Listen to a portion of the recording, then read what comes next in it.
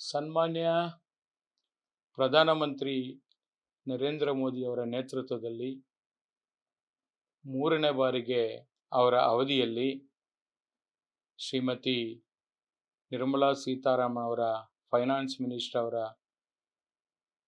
ನಿರಂತರ ಬಡ್ಜೆಟಲ್ಲಿ ಜನರ ಒಂದು ಹಿತವನ್ನು ಕಾಪಾಡೋ ದೃಷ್ಟಿಯಲ್ಲಿ ಭಾಳಷ್ಟು ಯೋಜನೆಗಳನ್ನು ಜನಪರವಾದಂಥ ಕಾರ್ಯಕ್ರಮಗಳನ್ನು ಕೊಡ್ತಾ ಬಂದಿದ್ದಾರೆ. ಅದೇ ರೀತಿ ಈ ಬಾರಿ ಕೂಡ ಜನರಲ್ಲಿ ಭಾಳಷ್ಟು ನಿರೀಕ್ಷೆಗಳಿರತಕ್ಕಂಥದ್ದು ನಮ್ಮ ಕರ್ನಾಟಕ ರಾಜ್ಯಕ್ಕೆ ವಿಶೇಷವಾಗಿ ಒಂದಷ್ಟು ಕೊಡುಗೆಗಳನ್ನು ಕೊಡ್ತಾರಾ ಅಥವಾ ಟ್ಯಾಕ್ಸಲ್ಲಿ ಇನ್ಕಮ್ ಟ್ಯಾಕ್ಸಲ್ಲಿ ಆದಾಯ ತೆರಿಗೆಯಲ್ಲಿ ಇನ್ನೇನಾದರೂ ವಿನಾಯಿತಿ ಸಿಗುತ್ತಾ,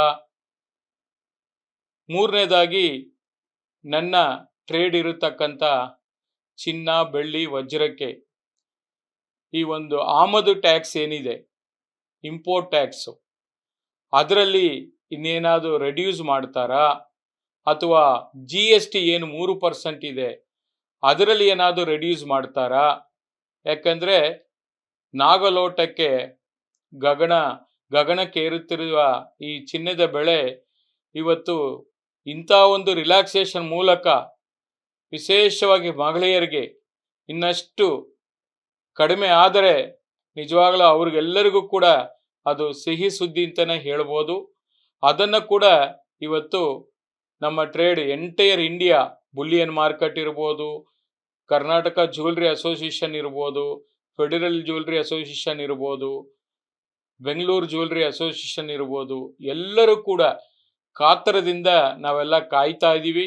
ಬಹುಶಃ ಎಲ್ಲ ಗೋಲ್ಡ್ಗಳನ್ನು ಕೂಡ ಇವತ್ತು ಏನು US ನಮ್ಮ ಡೊನಾಲ್ಡ್ ಟ್ರಂಪ್ ಅವರು ರಿಸರ್ವ್ ಫೆಡರಲ್ ಬ್ಯಾಂಕ್ನ ಅಧ್ಯಕ್ಷರಾಗಿ ನಾಮನಿರ್ದೇಶನ ಕೂಡ ಆಗಿದ್ದಾರೆ. ಈಗ ಅವರು ಏನೇ ಒಂದು ಆ್ಯಕ್ಷನ್ ಮಾಡಿದ್ರೂ ಕೂಡ, ಅವರು ಏನೇ ಒಂದು ಆರ್ಥಿಕ ಒಂದು ನಿಲುವನ್ನು ತಂದರೂ ಕೂಡ ಇವತ್ತು ದೊಡ್ಡ ಮಟ್ಟದಲ್ಲಿ ಅದು ಸೌಂಡ್ ಮಾಡ್ತಾ ಇದೆ ಶನಿವಾರ ಪೇಟೆಯಲ್ಲಿ. ಇದಕ್ಕೆಲ್ಲದಕ್ಕೂ ಕೂಡ ಕಡಿವಾಳ ಹಾಕಬೇಕಾಗಿದ್ರೆ ಏನೋ ಒಂದು ರಿಲ್ಯಾಕ್ಸೇಷನ್ ಬೇಕಾಗುತ್ತೆ. ಅದನ್ನು ನಾನು ಕೂಡ ಒಬ್ಬ ನಾಗರಿಕನಾಗಿ ಅದನ್ನು ಕೂಡ ನಾನು ನಿರೀಕ್ಷೆ ಮಾಡ್ತಾ ಇದ್ದೀನಿ. ಬಹುಶಃ ಒಳ್ಳೆ ಬಡ್ಜೆಟನ್ನು, ಜನ ಮೆಚ್ಚುವಂಥ ಬಡ್ಜೆಟನ್ನು ಮೇಡಮ್ ನಿರ್ಮಲಾ ಸೀತಾರಾಮನ್ ಅವರು ಕೊಡ್ತಾರಂತೇಳಿ ನಾನು ತುಂಬ ಭಾವಿಸಿದ್ದೀನಿ. ನಾಳೆವರೆಗೂ ಕಾದು ನೋಡೋಣ ಅನ್ನೋದನ್ನು ಈ ಸಂದರ್ಭದಲ್ಲಿ ಹೇಳಲಿಕ್ಕೆ ಬಯಸ್ತಾ ಇದ್ದೀನಿ. ಜೊತೆಗೆ ಇವತ್ತು 22 ಕ್ಯಾರೆಟು 24 ಕ್ಯಾರೆಟು ಏನಿದೆ ಆಭರಣ ಚಿನ್ನ 916 ಅಂತ ಹೇಳ್ತೀವಿ, 24 ಕ್ಯಾರೆಟು 100% ಅಪರಂಜಿ ಚಿನ್ನ ಅಂತ ಹೇಳ್ತೀವಿ. ಈ ರೇಟು ಬಂಗಾರ ಬಲು ಭಾರ ಆಗಿರೋದ್ರಿಂದ ಗ್ರಾಹಕರಿಗೆ ಒಂದು ಒತ್ತಡ, ಒಂದು ಬಡ್ಜೆಟ್ಟು ಒಂದು ಕಡಿಮೆ ಮಾಡಬೇಕಾಗಿದ್ರೆ 18 ಕ್ಯಾರೆಟು ಏನಿದೆ ಅದು ಡೈಮಂಡ್ ಜ್ಯುವೆಲ್ರಿಗೆ ಮಾತ್ರ ಬಳಕೆ ಮಾಡ್ತಾ ಇದ್ದೀವಿ. ಅದನ್ನು ಕೂಡ ಈ 22 ಕ್ಯಾರೆಟಲ್ಲಿ ಏನು ಆಭರಣಗಳು ತಯಾರಿ ಮಾಡ್ತಾ ಇದ್ದೀವಿ ಅದನ್ನು 18 ಕ್ಯಾರೆಟಲ್ಲಿ ಕೂಡ ಮಾಡೋದಕ್ಕೆ ಅವಕಾಶಗಳಿದೆ. ಅದಾಗಲೇ ಚರ್ಚೆಗಳು ಪ್ರಾರಂಭ ಆಗಿದೆ.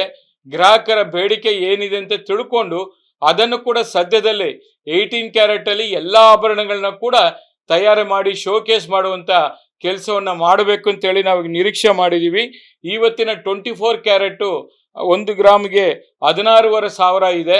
ಹಾಗೆ 22 ಕ್ಯಾರೆಟ್ ಆಭರಣ ಚಿನ್ನ 14,700 ರೂಪಾಯಿ ಇದೆ. ಹಾಗೆ 18 ಕ್ಯಾರೆಟ್ ಹೋದರೆ 12,150 ರೂಪಾಯಿ ಇದೆ. ಚಿನ್ನದ ಜೊತೆಯಲ್ಲಿ ಪೈಪೋಟಿ ಕೊಡ್ತಾ ಪೂವರ್ ಮ್ಯಾನ್ ಗೋಲ್ಡ್ ಅಂತ ಏನು ಕರಿತೀವಿ ಬೆಳ್ಳಿ, ಅದು ಕೂಡ ನಾಗಲೋಟಕ್ಕೆ ಹೋಗಿರತಕ್ಕಂಥದ್ದು, ಅದು ಕೂಡ 370 ರೂಪಾಯಿ 1 ಗ್ರಾಮ್ ಆಗಿರತಕ್ಕಂಥದ್ದು. ಹೀಗೆ ನಿರಂತರವಾಗಿ ಚಿನ್ನ ಬೆಳ್ಳಿ ಕಳೆದ 1-2 ತಿಂಗಳಲ್ಲಿ ಭಾರಿ ಜಾಸ್ತಿ ಆಗ್ತಾ ಇರತಕ್ಕಂಥದ್ದು. ಇದು ಬಹುಶಃ ಈ ಬಡ್ಜೆಟ್ ಆದ ನಂತರ ಇನ್ನೇನಾಗುತ್ತೆ ಅಂತೇಳಿ ನಾವು ಕೂಡ ಕಾಯ್ತಾ ಇದ್ದೀವಿ. ದೊಡ್ಡ ಮಟ್ಟದಲ್ಲಿ ಏನೂ ಕಡಿಮೆ ಆಗುತ್ತೆ ಅನ್ನೋ ವಿಶ್ವಾಸ ನನಗಿಲ್ಲ. ಒಂದು ಸಣ್ಣ ಪುಟ್ಟ ಕರೆಕ್ಷನ್ ಬಂದರೆ ಬರ್ಬೋದು, ಇಲ್ಲ ಅಂದರೆ ನಮ್ಮ ಡೊನಾಲ್ಡ್ ಟ್ರಂಪ್ ಅವರ ವಿಶ್ವಾಸವನ್ನು ಕಳೆದುಕೊಳ್ತಾ ಇದ್ದಾರೆ. ಇವತ್ತು $ಡಾಲರ್ ಮೌಲ್ಯವನ್ನು ಕಳ್ಕೋತಾ ಇದೆ. ಬೇರೆ ಬೇರೆ ದೇಶಗಳು ಕೂಡ ಇವತ್ತು US ಮೇಲೆ ಏನು ಬಂಡವಾಳ ಹಾಕಿದ್ರು, ಠೇವಣಿ ಇಟ್ಟಿದ್ರು, ಅವರೆಲ್ಲರೂ ಕೂಡ ಇವತ್ತು ವಾಪಸ್ ಕೇಳ್ತಾ ಇರತಕ್ಕಂಥದ್ದು. ಗ್ರೀನ್ಲ್ಯಾಂಡ್ ಒಂದು ಇಶ್ಯೂ ಬೇರೆ ರೈಸ್ ಮಾಡಿದ್ದಾರೆ. ಚೈನಾ ಕೂಡ ಬೆಳ್ಳಿಯನ್ನು ಎಕ್ಸ್ಪೋರ್ಟ್ ಮಾಡೋದನ್ನ ನಿಲ್ಲಿಸಬೇಕು ಅಂತೇಳಿ ಅವರು ಕೂಡ ತೀರ್ಮಾನ ತಗೊಳ್ತಾ ಇದ್ದಾರೆ. ಈ ತರ ಅನೇಕ ದೇಶಗಳು, ಸಣ್ಣ ಪುಟ್ಟ ದೇಶಗಳು ಕೂಡ ತನ್ನ ಸುರಕ್ಷತೆ, ತನ್ನ ದೇಶದ ಭದ್ರತೆ, ಸೆಕ್ಯೂರಿಟಿಗೋಸ್ಕರ ಚಿನ್ನದ ಮೇಲೆ ಹೆಚ್ಚೆಚ್ಚು ಬೈ ಮಾಡ್ತಾ ಹೋಗ್ತಾ ಇರೋದ್ರಿಂದ ಇದು ರೇಟ್ ಕೂಡ ಈ ತರ ಏರಿಕೆ ಆಗ್ತಾ ಇದೆ. ಮಾಮೂಲಿ ಯಾರ್ಯಾರು ಟ್ರೇಡಿಂಗ್ ಮಾಡ್ತಾ ಇದ್ದಾರೆ, ಅದು ಷೇರು ಮಾರ್ಕೆಟ್ ಇರ್ಬೋದು, ಮ್ಯೂಚುವಲ್ ಫಂಡ್ ಇರ್ಬೋದು, ರಿಯಲ್ ಎಸ್ಟೇಟ್ ಇರ್ಬೋದು, ಯಾರ್ಯಾರು ಬೇರೆ ಬೇರೆ ಉದ್ಯಮಗಳಲ್ಲಿ ಇದ್ದಾರೆ ಅವರು ಎಲ್ಲರೂ ಕೂಡ ಇವತ್ತು ಗೋಲ್ಡು ಮತ್ತು ಸಿಲ್ವರ್ ಮೇಲೆ ಹೆಚ್ಚೆಚ್ಚು ಬಂಡವಾಳ ಹಾಕಿ ಲಾಭಕರವಾಗಿದೆ ಅಂತೇಳಿ ಅದ್ರ ಕಡೆ ಎಲ್ಲ ಧಾವಿಸಿರೋದ್ರಿಂದ ಈ ರೇಟು ಈ ತರ ಜಾಸ್ತಿ ಆಗ್ತಾ ಇರತಕ್ಕಂಥದ್ದು.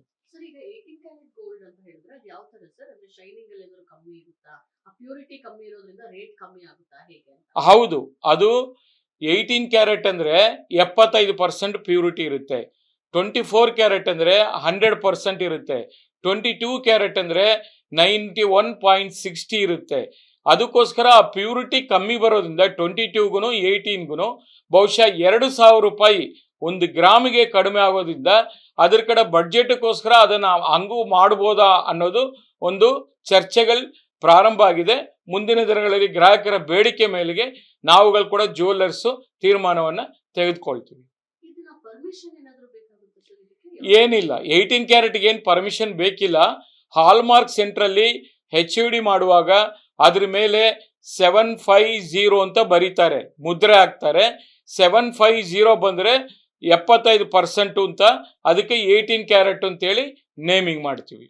ಸನ್ಮಾನ್ಯ ಪ್ರಧಾನಮಂತ್ರಿ ನರೇಂದ್ರ ಮೋದಿ ಅವರ ನೇತೃತ್ವದಲ್ಲಿ 3ನೇ ಬಾರಿಗೆ ಅವರ ಅವಧಿಯಲ್ಲಿ ಶ್ರೀಮತಿ ನಿರ್ಮಲಾ ಸೀತಾರಾಮನ್ ಅವರ ಫೈನಾನ್ಸ್ ಮಿನಿಸ್ಟರ್ ಅವರ ನಿರಂತರ ಬಡ್ಜೆಟ್ ಅಲ್ಲಿ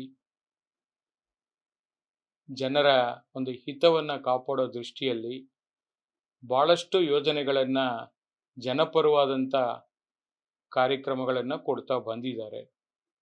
ಅದೇ ರೀತಿ ಈ ಬಾರಿ ಕೂಡ ಜನರಲ್ಲಿ ಬಹಳಷ್ಟು ನಿರೀಕ್ಷೆಗಳಿರತಕ್ಕಂಥದ್ದು, ನಮ್ಮ ಕರ್ನಾಟಕ ರಾಜ್ಯಕ್ಕೆ ವಿಶೇಷವಾಗಿ ಒಂದಷ್ಟು ಕೊಡುಗೆಗಳನ್ನು ಕೊಡ್ತಾರಾ, ಅಥವಾ ಟ್ಯಾಕ್ಸಲ್ಲಿ, ಇನ್ಕಮ್ ಟ್ಯಾಕ್ಸಲ್ಲಿ, ಆದಾಯ ತೆರಿಗೆಯಲ್ಲಿ ಇನ್ನೇನಾದರೂ ವಿನಾಯಿತಿ ಸಿಗುತ್ತಾ.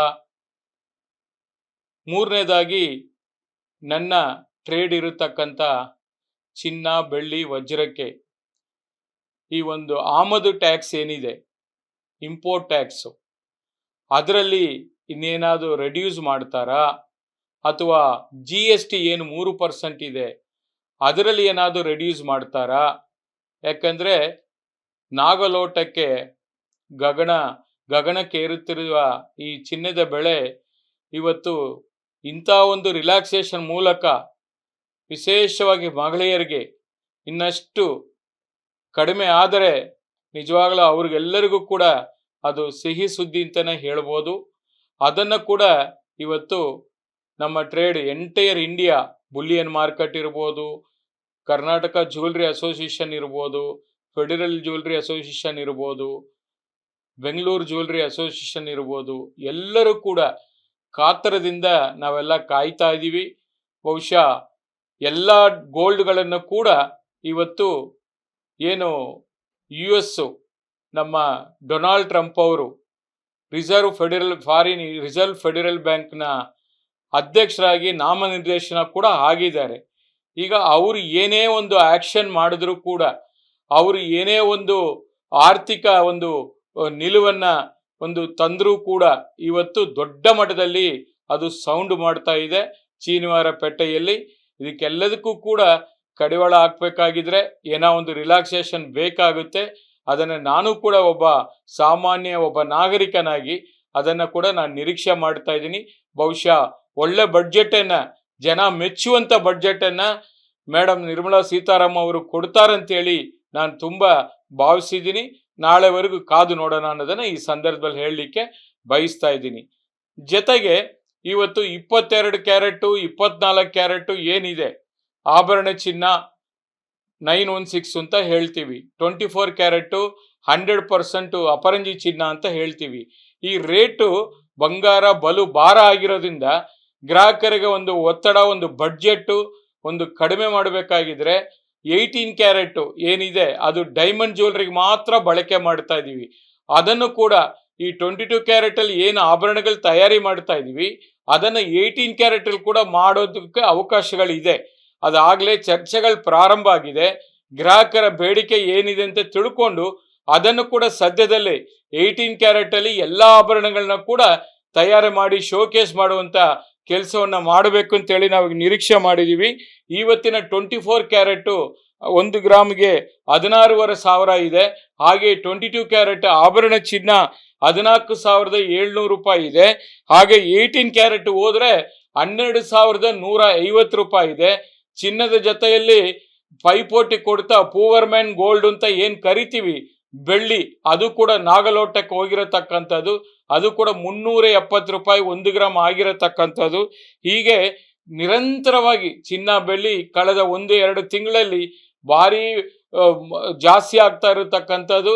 ಇದು ಬಹುಶಃ ಈ ಬಡ್ಜೆಟ್ ಆದ ನಂತರ ಇನ್ನೇನಾಗುತ್ತೆ ಅಂತೇಳಿ ನಾವು ಕೂಡ ಕಾಯ್ತಾ ಇದೀವಿ. ದೊಡ್ಡ ಮಟ್ಟದಲ್ಲಿ ಏನು ಕಡಿಮೆ ಆಗುತ್ತೆ ಅನ್ನೋ ವಿಶ್ವಾಸ ನನಗಿಲ್ಲ. ಒಂದು ಸಣ್ಣ ಪುಟ್ಟ ಕರೆಕ್ಷನ್ ಬಂದ್ರೆ ಬರ್ಬೋದು, ಇಲ್ಲ ಅಂದ್ರೆ ನಮ್ಮ ಡೊನಾಲ್ಡ್ ಟ್ರಂಪ್ ಅವರ ವಿಶ್ವಾಸವನ್ನ ಕಳೆದುಕೊಳ್ತಾ ಇದ್ದಾರೆ. ಇವತ್ತು $US ಮೌಲ್ಯವನ್ನ ಕಳ್ಕೋತಾ ಇದೆ. ಬೇರೆ ಬೇರೆ ದೇಶಗಳು ಕೂಡ ಇವತ್ತು US ಮೇಲೆ ಏನು ಬಂಡವಾಳ ಹಾಕಿದ್ರು, ಠೇವಣಿ ಇಟ್ಟಿದ್ರು, ಅವರೆಲ್ಲರೂ ಕೂಡ ಇವತ್ತು ವಾಪಸ್ ಕೇಳ್ತಾ ಇರತಕ್ಕಂಥದ್ದು. ಗ್ರೀನ್ಲ್ಯಾಂಡ್ ಒಂದು ಇಶ್ಯೂ ಬೇರೆ ರೈಸ್ ಮಾಡಿದ್ದಾರೆ. ಚೈನಾ ಕೂಡ ಬೆಳ್ಳಿಯನ್ನ ಎಕ್ಸ್ಪೋರ್ಟ್ ಮಾಡೋದನ್ನ ನಿಲ್ಲಿಸಬೇಕು ಅಂತೇಳಿ ಅವರು ಕೂಡ ತೀರ್ಮಾನ ತಗೊಳ್ತಾ ಇದ್ದಾರೆ. ಈ ತರ ಅನೇಕ ದೇಶಗಳು, ಸಣ್ಣ ಪುಟ್ಟ ದೇಶಗಳು ಕೂಡ ತನ್ನ ಸುರಕ್ಷತೆ, ತನ್ನ ದೇಶದ ಭದ್ರತೆ, ಸೆಕ್ಯೂರಿಟಿಗೋಸ್ಕರ ಚಿನ್ನದ ಮೇಲೆ ಹೆಚ್ಚೆಚ್ಚು ಬೈ ಮಾಡ್ತಾ ಹೋಗ್ತಾ ಇರೋದ್ರಿಂದ ಇದು ರೇಟ್ ಕೂಡ ಈ ತರ ಏರಿಕೆ ಆಗ್ತಾ ಇದೆ. ಮಾಮೂಲಿ ಯಾರ್ಯಾರು ಟ್ರೇಡಿಂಗ್ ಮಾಡ್ತಾ ಇದ್ದಾರೆ, ಅದು ಷೇರು ಮಾರ್ಕೆಟ್ ಇರ್ಬೋದು, ಮ್ಯೂಚುವಲ್ ಫಂಡ್ ಇರ್ಬೋದು, ರಿಯಲ್ ಎಸ್ಟೇಟ್ ಇರ್ಬೋದು, ಯಾರ್ಯಾರು ಬೇರೆ ಬೇರೆ ಉದ್ಯಮಗಳಲ್ಲಿ ಇದ್ದಾರೆ ಅವರು ಎಲ್ಲರೂ ಕೂಡ ಇವತ್ತು ಗೋಲ್ಡ್ ಮತ್ತು ಸಿಲ್ವರ್ ಮೇಲೆ ಹೆಚ್ಚೆಚ್ಚು ಬಂಡವಾಳ ಹಾಕಿ ಲಾಭಕರವಾಗಿದೆ ಅಂತೇಳಿ ಅದ್ರ ಕಡೆ ಎಲ್ಲ ಧಾವಿಸಿರೋದ್ರಿಂದ ಈ ರೇಟು ಈ ತರ ಜಾಸ್ತಿ ಆಗ್ತಾ ಇರತಕ್ಕಂಥದ್ದು.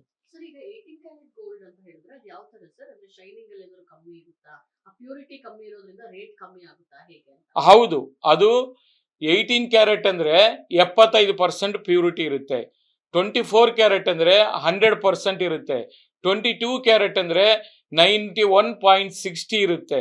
ಅದಕ್ಕೋಸ್ಕರ ಆ ಪ್ಯೂರಿಟಿ ಕಮ್ಮಿ ಬರೋದ್ರಿಂದ 22ಗೂ 18ಗೂ ಬಹುಶಃ 2,000 ರೂಪಾಯಿ 1 ಗ್ರಾಮಿಗೆ ಕಡಿಮೆ ಆಗೋದ್ರಿಂದ ಅದ್ರ ಕಡೆ ಬಡ್ಜೆಟ್ಗೋಸ್ಕರ ಅದನ್ನ ಹಂಗೂ ಮಾಡ್ಬೋದಾ ಅನ್ನೋದು ಒಂದು ಚರ್ಚೆಗಳು ಪ್ರಾರಂಭ ಆಗಿದೆ. ಮುಂದಿನ ದಿನಗಳಲ್ಲಿ ಗ್ರಾಹಕರ ಬೇಡಿಕೆ ಮೇಲೆಗೆ ನಾವುಗಳು ಕೂಡ ಜ್ಯುವೆಲ್ಲರ್ಸ್ ತೀರ್ಮಾನವನ್ನ ತೆಗೆದುಕೊಳ್ತೀವಿ. ಏನಿಲ್ಲ, 18 ಕ್ಯಾರೆಟ್ಗೆ ಏನು ಪರ್ಮಿಷನ್ ಬೇಕಿಲ್ಲ. ಹಾಲ್ಮಾರ್ಕ್ ಸೆಂಟ್ರಲ್ಲಿ HUD ಮಾಡುವಾಗ ಅದ್ರ ಮೇಲೆ 750 ಅಂತ ಬರೀತಾರೆ, ಮುದ್ರೆ ಹಾಕ್ತಾರೆ. 750 ಬಂದ್ರೆ 75% ಅಂತ, ಅದಕ್ಕೆ 18 ಕ್ಯಾರೆಟ್ ಅಂತೇಳಿ ನೇಮಿಂಗ್ ಮಾಡ್ತೀವಿ.